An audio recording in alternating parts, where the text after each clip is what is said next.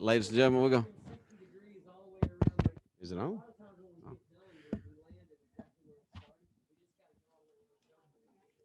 All right, here we go. We're going to get in that circle we're talking about, Bert. All right, my members, glad y'all are here. Appreciate everybody coming. We'll turn it over to Representative Chairman Knight when he does come. But I'm going to start out. Got a little announcement by the chairman. Thank you, Chairman Smith. The just a little public service announcement. We did go over this yesterday, so if this is repetitious for some of you, I apologize. But housekeeping, we've got a form that needs to be filled out before we'll hear a bill in subcommittee and allow it to move on. Just wanted to see if you could help pass that along to anybody that's working on anything here in Ways and Means. I keep calling them laptops. These iPads that we're working off of are failing on us weekly. So we see one drop here and there. So if you have a way to access the website, you have your own laptop, you have your own iPad, would encourage you to use that. Testimony in these subcommittees, we are allowing to be submitted in writing unless the author of the bill has somebody that they ask us to allow to provide testimony. They can do that via Zoom, or if there's a special circumstance that somebody wishes to provide testimony also via Zoom, they work through a committee member. So the request would have to come through a committee member. Am I forgetting anything? I don't think so. I think that's all. All right, turn it back over to you. Thank you very much, Yes, Mr. Chairman. Thank you, Mr. Chairman. Okay, appreciate everybody being here today. We're going to start out with HB 292, Representative Williams, 148. What's your mic number?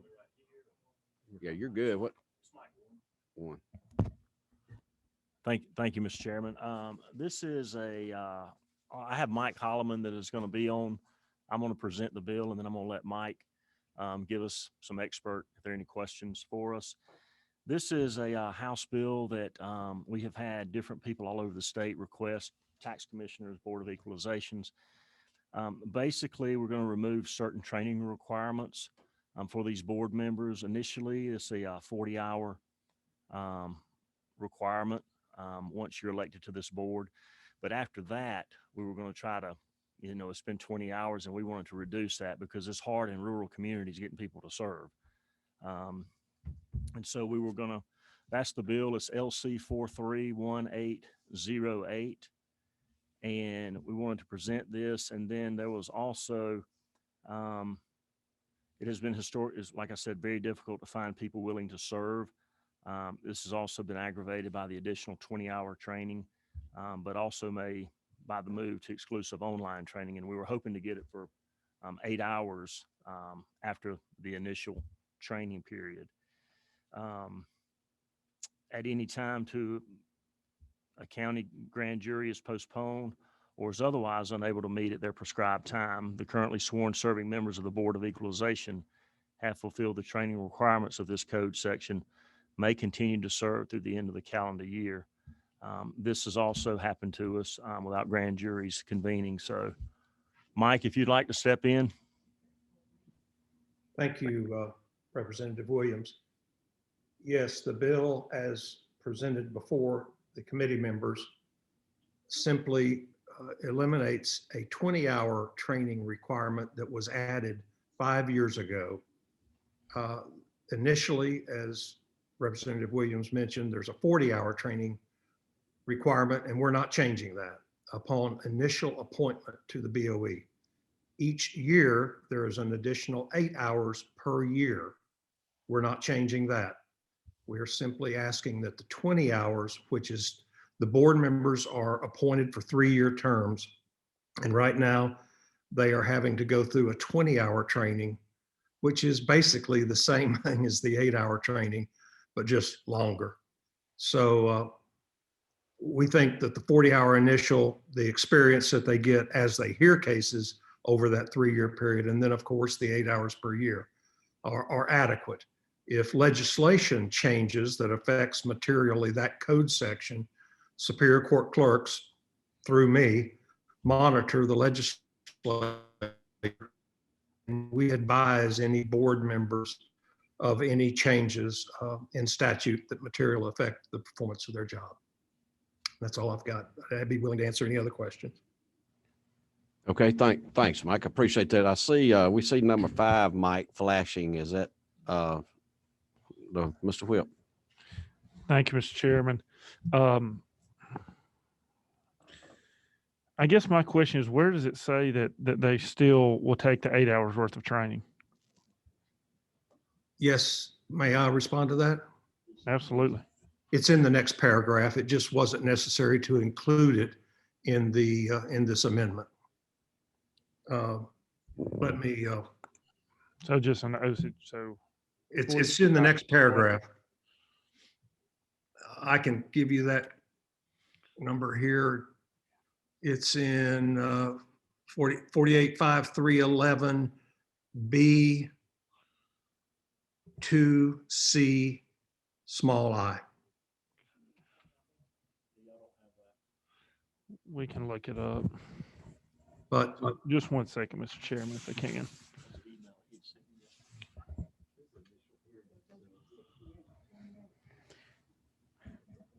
Now, y'all all understand this is initial hearing too, so we'll come back, for the next one. So. No, that's fine. We're glad. That's what we're here for, to take questions. So.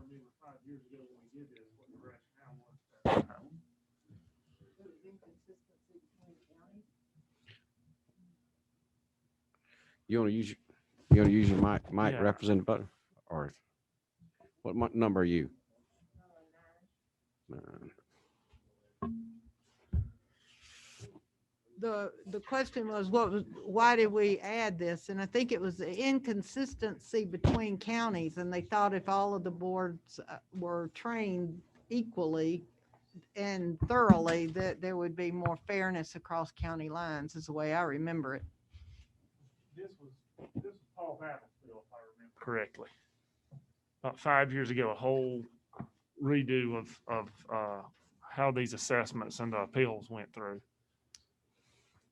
I remember it now.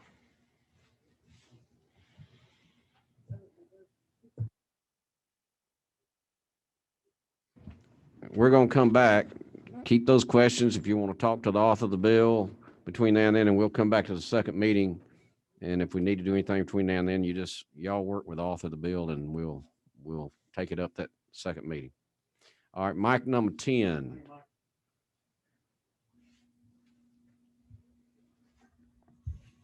Thank you, Mr. Chair. I got a question for the gentleman on the screen. Is there really a whole lot that changes within year to year that would need 20 hours of training No, within the sir. industry? There is not. Static, isn't it? That's right. And to an earlier comment about equalizing training across all counties, that is true even without this. Everybody gets 40 hours. Everybody gets 8 hours per year. It's the same.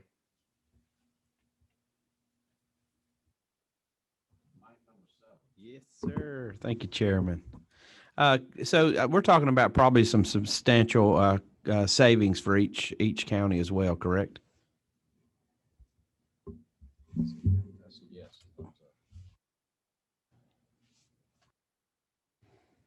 Okay. All right, good discussion on that. So we'll look forward to the next meeting, seeing you, Representative Williams, and we'll take that up. Okay, we're going to move along. House Bill 282, Representative Meeks. Yeah, what's that number of that, Mike? 1.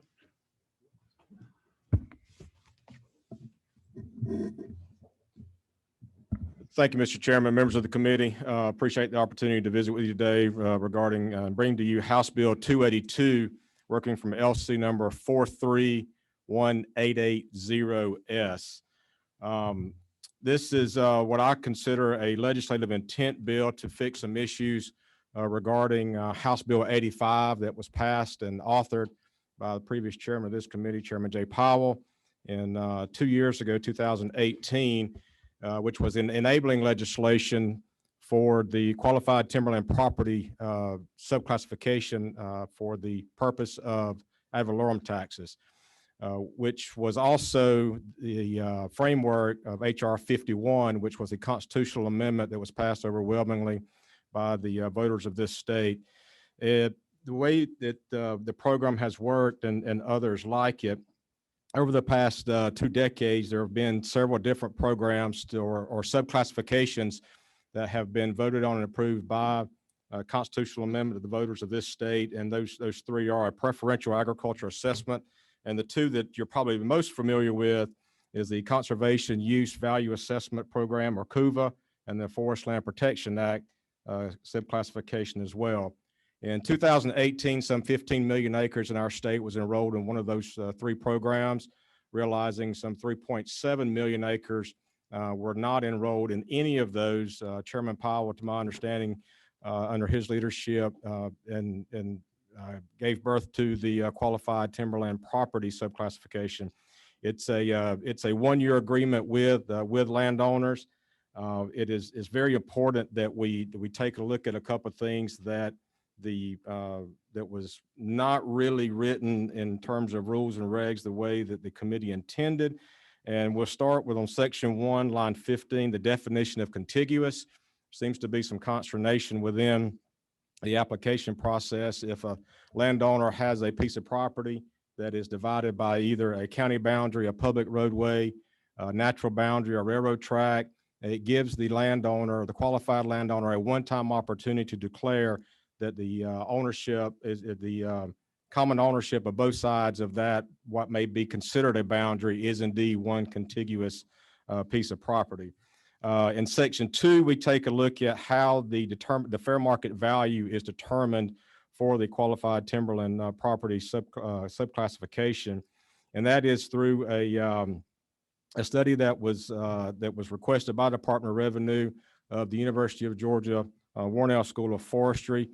They went through and developed and studied the methodologies that would be used to determine the fair market value of the property, and determined that the best way to do this was on a 35-65% split of the fair market value at 35% and income approach valuation at 65%. I would point out that this is the exact same methodology that is used for CUVA and FLIPA, so it will be consistent among all programs. Just to point out for you, line 47 through 74 is simply just bringing code section back in just for informational purposes. Section 485604. Mr. Chairman, in addition, on line 77, with regards to the qualified parcels that would be enrolled in this subclassification, we are simply saying here that the commissioner shall accept a map that is drawn by the county cartographer, GIS technician, and signed both by the qualified landowner and the county board of assessors. So, Mr. Chairman, that's the bill. Happy to entertain any questions that you may have. Okay, thank you, Representative Meeks. Any questions from anybody in the audience or anybody that might be? Do we have anybody virtual? Nobody virtual. Anybody in the audience have any questions?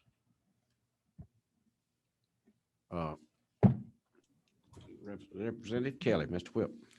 Thank you, Mr. Chairman. Thinking back on when Chairman Powell did this, I completely agree with Representative Meeks, what the intent was. And unfortunately, we do have these situations where the intent isn't necessarily followed, but I know what the intent was. I know what the purpose was, and I know what Chairman Powell had intended for it. And I feel like this measure before us cleans up that intent and makes clear and will help address some of these issues that we've had in terms of the rules and regulations. And I know we have a typical 2 hearing requirement here, but I would possibly ask the chair as well as of the subcommittee, as well as the chair of the full committee, to give us some grace here and allow us to have 1 hearing so this important piece of legislation, which is only meant to clarify a previously overwhelmingly passed constitutional amendment, can move forward today. I think any objection to the committee member waiving our second hearing rule? Hearing none, the rule is waived. With that, All right. All right. All right. All those in favor of waiving the second committee rule, is that aye? Those opposed, no. Hearing none, it is, we'll waive the meeting rule. With that, any other further discussion? If not, we'll entertain.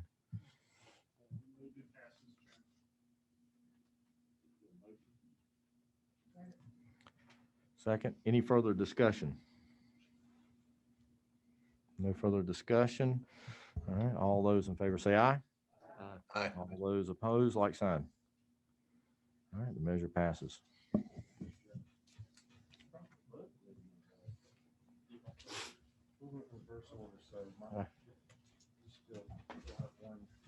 All right, you got my. Yeah, we did. 63.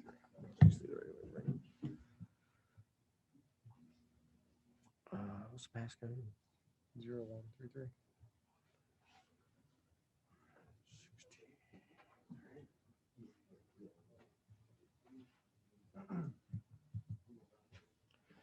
All right.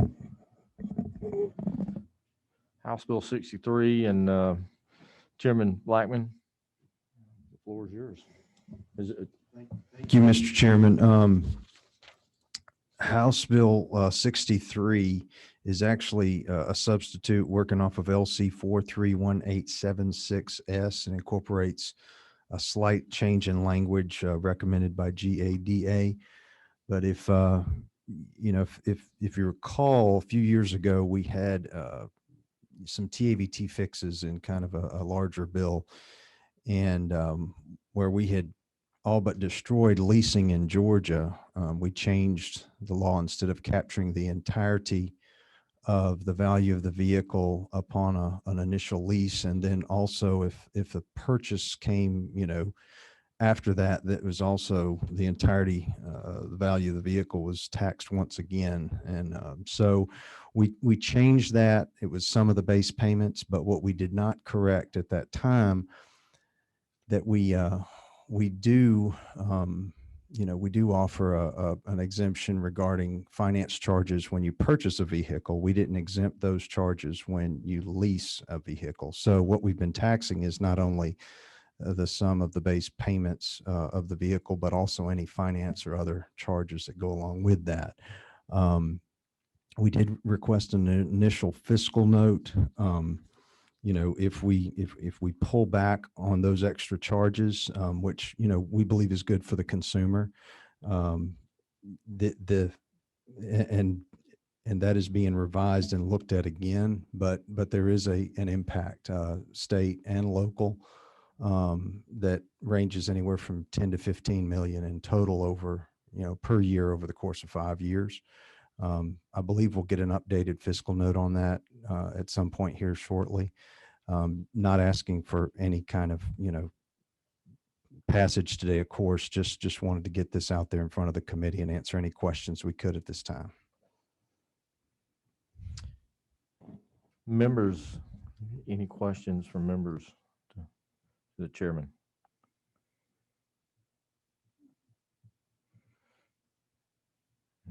So Chairman, again, just to sum it up, it looks like that we need to go back and revisit this again. We're taxing other than the vehicle. Like you said, there's in that base amount, there's the financing part, and that this bill seeks to correct that issue.